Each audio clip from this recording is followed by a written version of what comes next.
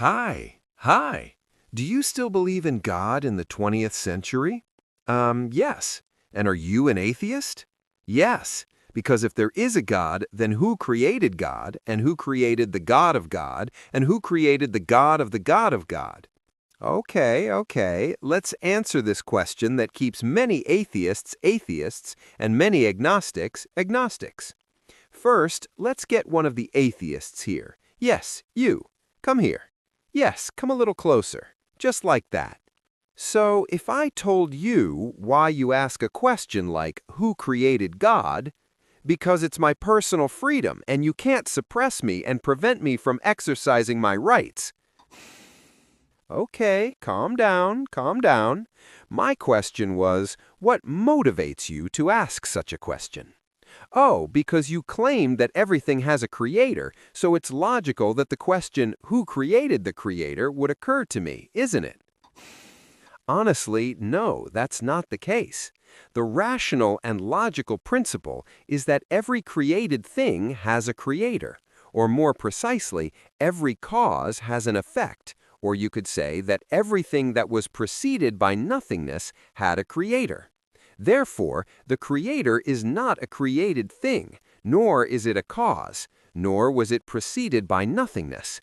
Furthermore, your question is a fallacy.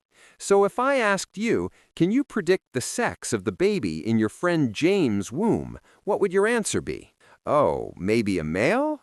Or wait, I changed my mind. Maybe a female. That makes more sense. Well, congratulations, you fell for it. The question is fundamentally flawed because how can your friend James be pregnant? So, the question you're asking me is, who created the one who has no creator? Or who began the one who has no beginning? Because God has no deficiency. He was not preceded by non-existence, unlike you.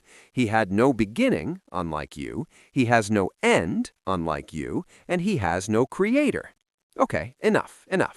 So before you ask any question, you should use your intellect and consider whether the question is logical or illogical in the first place. And by the way, don't think you're the only one who has had this question cross your mind.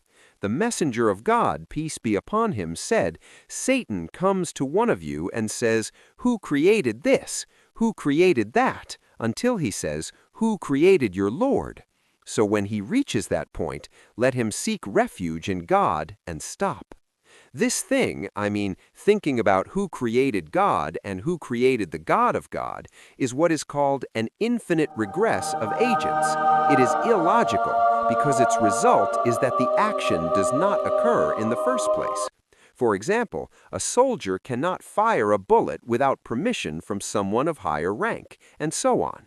If the bullet is fired, we know that we have reached someone of no higher rank. Similarly, in our real life, if creation exists, there must be something above which there is nothing higher. In summary, firstly, you cannot say that everything has a creator, but rather that every created thing has a creator. Secondly, you cannot say that there is a creator of the creator, because, for example, if you know that someone bakes bread, it is foolish to ask who baked the baker's bread, or who threaded the tailor's thread, because these are all illogical questions.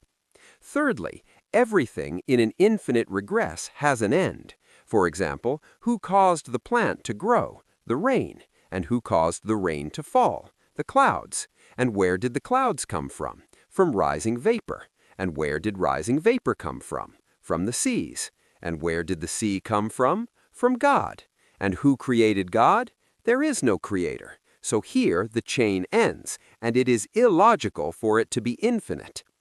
Fourth, when you ask yourself who created God, or when any doubts arise in your mind, seek refuge in God from Satan, and that's it. That was our episode for today. I hope you enjoyed it, and I hope you enjoyed it too. See you next Thursday in the next episode. Goodbye. Oh, wait, are you still here?